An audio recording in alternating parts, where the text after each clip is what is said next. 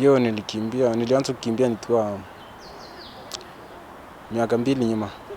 Nilianza kukimbia, nilikuwa nakimbia 3000. Nikaona hiyo iko inanifavor vizuri. Nikasema acha nijaribie 15. 15 nayo ikakuwa ngumu. Nikakuja nikajaribia 800. 800 nikakimbia. Nikakimbia 800 nikakuwa na time ya 146. Then nikaona 800 nilikuwa natafuta speed. Then nikarudi nikaanza kukimbia 15. 15 sasa nikakimbia my first time last year. Nikaenda hadi East Africa. East Africa ulipata nini? Nilipata gold medal.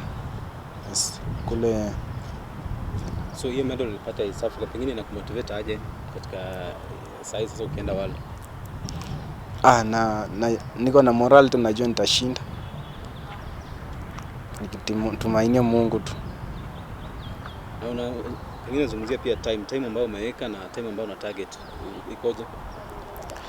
Mi niko na 340, but najua nikienda huko mbele nikileta 333 sio mbaya.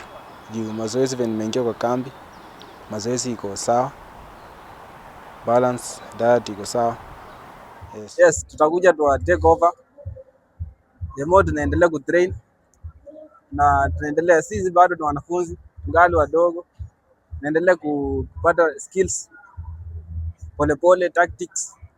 Tunauliza wanakimbia aje 15 na kuanga na Fanuel huko hivyo, Danson, Emmanuel Wanyonyi, nauliza venye wanakimbia hii races na wananipatia tactics. Wananiambia the last 150 ndakana uko umeweka pace juu, alafu unapima kwanza, unaona kama competitor wako ako strong, unakuja unaweka kick ya 50 meter, so that time anataka kuja ku overtake una push up kidogo. Ningependa kwanza ni increase kwa speed hapo,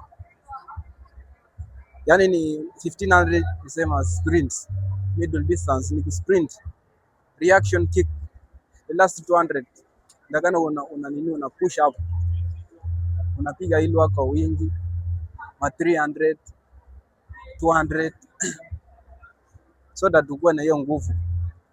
Yes, Mimi nataka nikimbie niko kama Fanuel, Reinhold, juu hawa naona wanajikaza sana, Timothy Cheriot.